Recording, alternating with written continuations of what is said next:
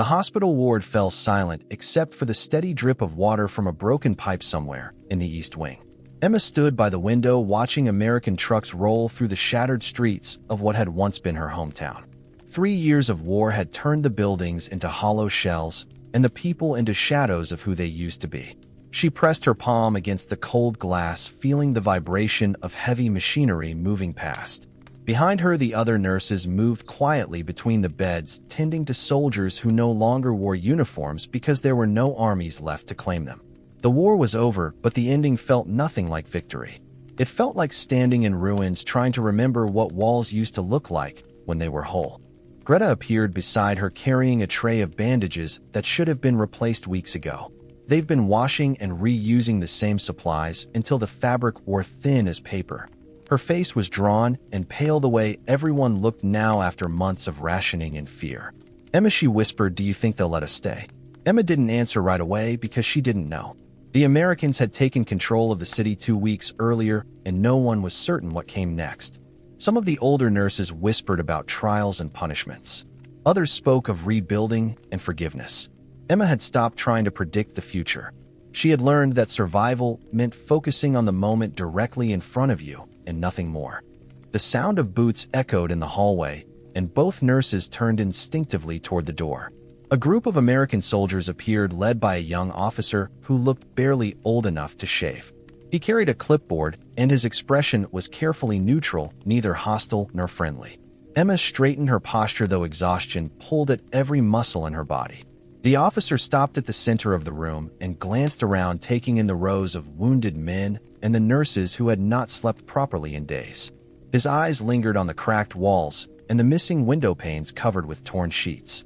When he finally spoke, his German was halting but clear enough to understand. "We are here to assess the facility," he said slowly. "You will continue your work until further notice. No one will be harmed if you cooperate." Emma felt Greta's hand brush against hers, a small gesture of reassurance.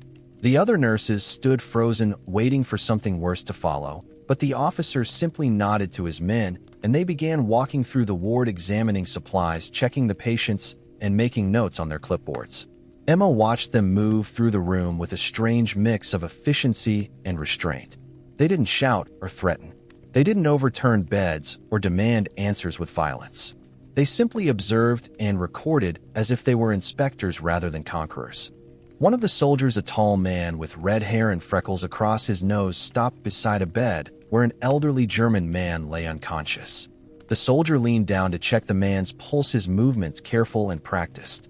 Emma found herself stepping closer, drawn by curiosity and caution in equal measure. The soldier glanced up at her and offered a brief nod before returning his attention to the patient. "He's stable," the soldier said in rough German, "but he needs fluids." Emma nodded and fetched a basin of water. As she returned, the soldier was already moving to the next bed, his focus entirely on the work.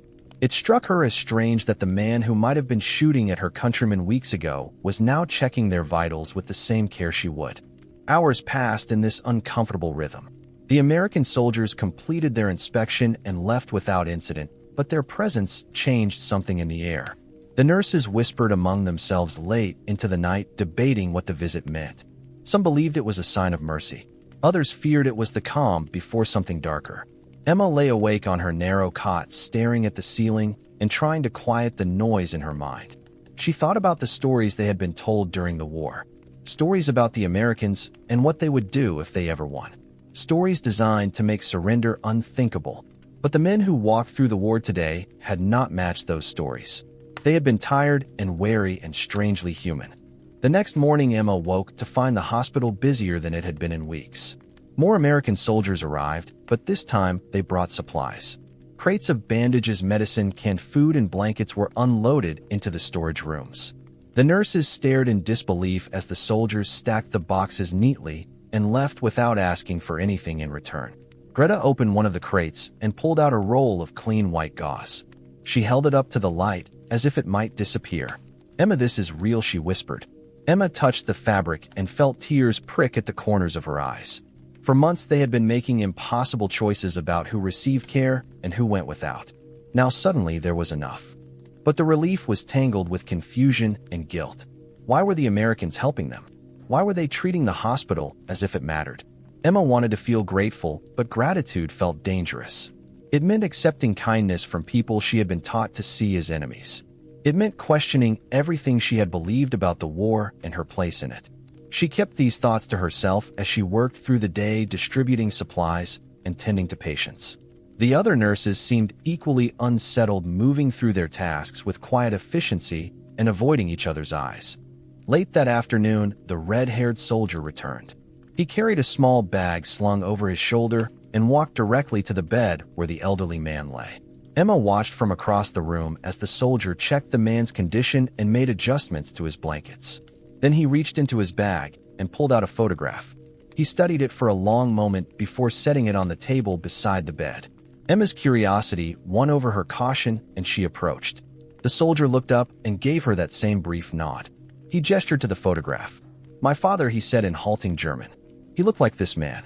Same age, same face." Emma glanced at the photo and then at the unconscious patient. The resemblance was striking. The soldier's expression was unreadable, but his hands were gentle as he adjusted the man's blanket one more time before stepping back. Emma didn't know what to say. The silence stretched between them, filled with unspoken questions. Finally, the soldier cleared his throat. "I was told to hate people like you," he said quietly. "But I don't think I can." Emma felt her breath catch. She had expected anger or coldness or indifference. She had not expected honesty. The soldier shifted his weight, looking uncomfortable. "War makes people do terrible things," he continued. "But it doesn't change what's true. We're all just trying to survive." Emma swallowed hard, fighting the emotion rising in her throat. She wanted to argue or defend or explain, but the words wouldn't come. Instead, she simply nodded, and the soldier seemed to understand. Over the following days, the red-haired soldier, whose name Emma learned was Thomas, became a regular presence in the ward. He brought supplies, checked on patients, and occasionally stayed to help with tasks that required extra hands. The other nurses began to relax around him. Even Greta, who had been the most suspicious, started to smile when he arrived. Emma found herself watching him when she thought no one else was looking. She noticed the way he spoke softly to patients, even when they couldn't understand him. She noticed the care he took with small gestures like adjusting a pillow or refilling a water cup. She noticed the photograph he carried in his pocket and the way he sometimes took it out to look at it when he thought no one was watching. One evening, as the sun set and the ward grew quiet, Thomas sat on a bench near the broken window. Emma was folding linens nearby, and they fell into an easy silence. After a while, Thomas spoke. "Do you have family?" he asked. Emma paused. "My parents died before the war," she said softly.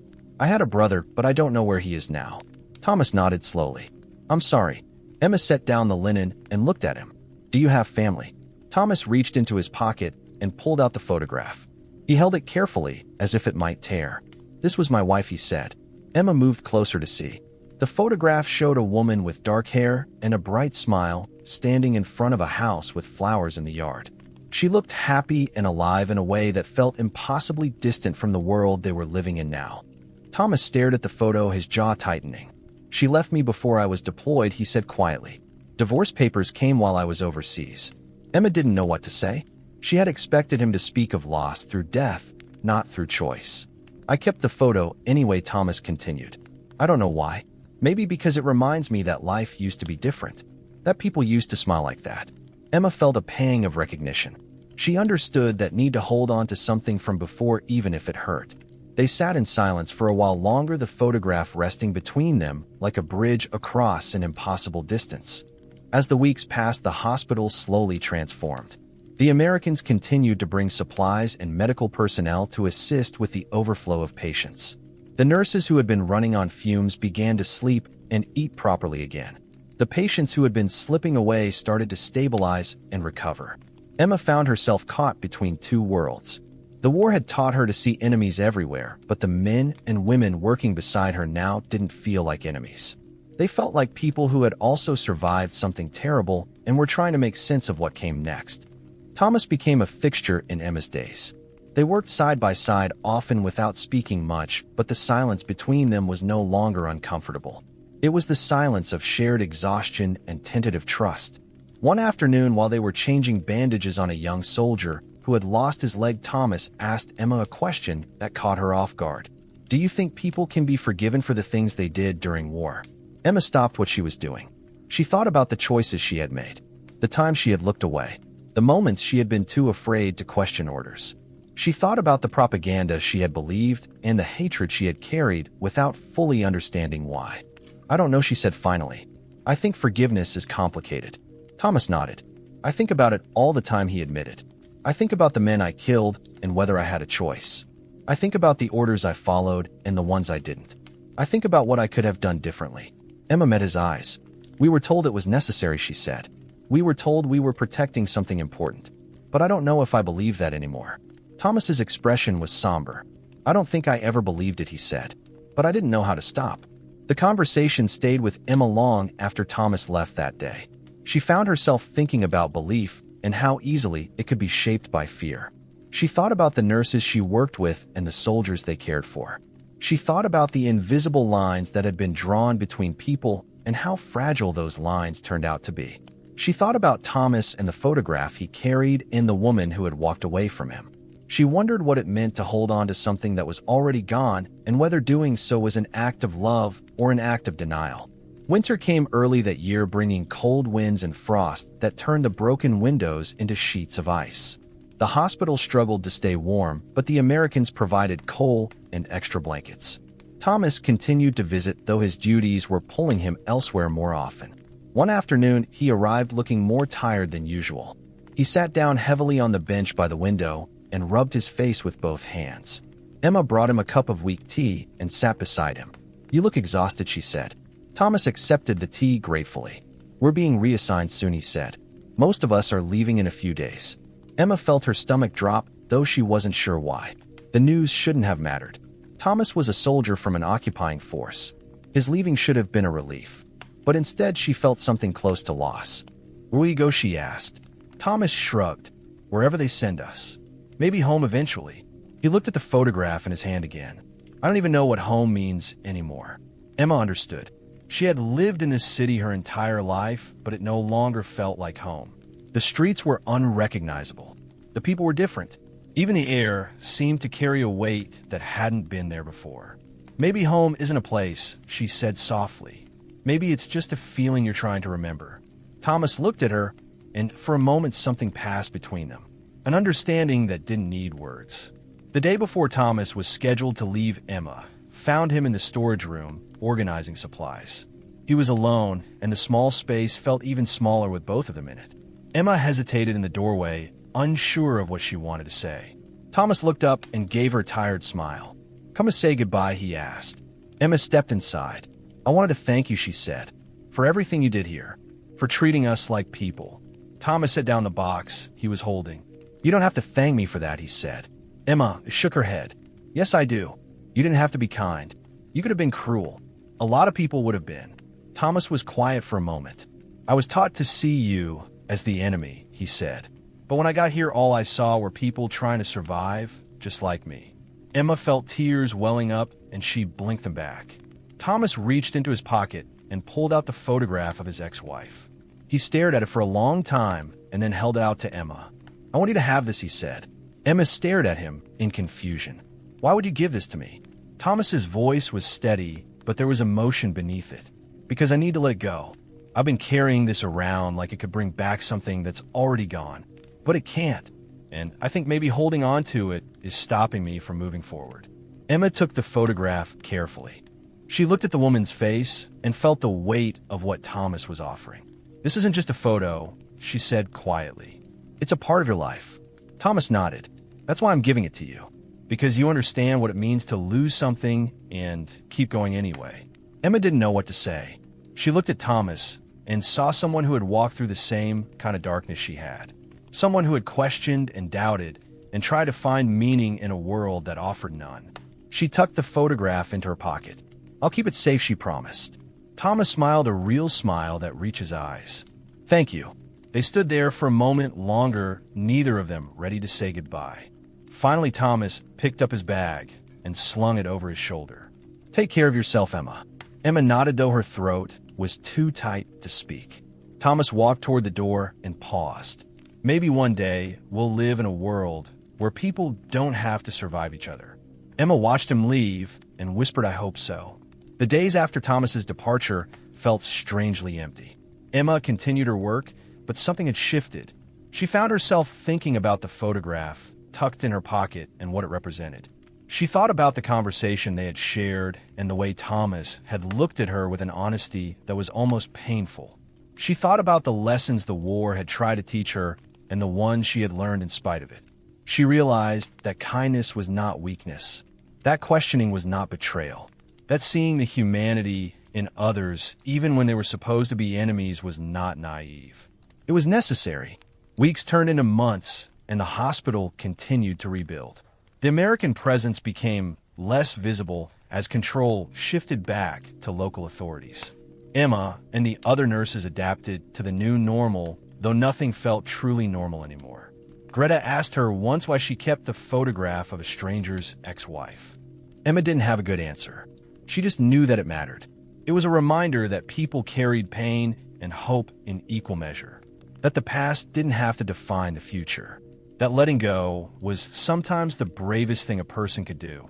Years later, when Emma was an old woman living in a city that had been rebuilt and renamed and reshaped by time, she still carried the photograph. She never met Thomas again and didn't know what became of him. But she told his story to anyone who would listen. She told them about the soldier who brought supplies instead of threats, who checked pulses instead of taking lives, who gave away a piece of his past because he understood that moving forward required leaving some things behind. And she told them that the most important lesson she learned from the war was not about victory or defeat. It was about recognizing that the people we are taught to hate are often just reflections of ourselves caught in circumstances they didn't choose, trying to survive with whatever dignity they can hold on to. The photograph remained a symbol for Emma, not of loss, but of resilience, not of what was broken, but of what could be mended. She placed it on her mantle where visitors could see it, and when they asked about the woman in the picture, Emma would smile and say she was a reminder that even in the darkest times, people can choose compassion over cruelty. That even when everything is falling apart, someone can reach across the divide and offer something fragile and human. And that sometimes the smallest gestures, the ones that seem meaningless in the moment, can carry a weight that lasts a lifetime. Emma passed away peacefully in her sleep, surrounded by family who had heard the story so many times they could recite it by heart. At her funeral, one of her granddaughters found the photograph among her belongings and asked about it. The family gathered around, and someone began to tell the story of Thomas, the American soldier, who gave away a picture of his ex-wife to a German nurse in a broken hospital at the end of a terrible war. They talked about what it meant and why it mattered. And in that moment, the photograph became more than a relic. It became a testament to the idea that humanity persists even when the world conspires to extinguish it. That people are capable of change and grace and unexpected kindness. And that the stories we carry forward are the ones that remind us who we want to be, even when everything around us insists we become something less.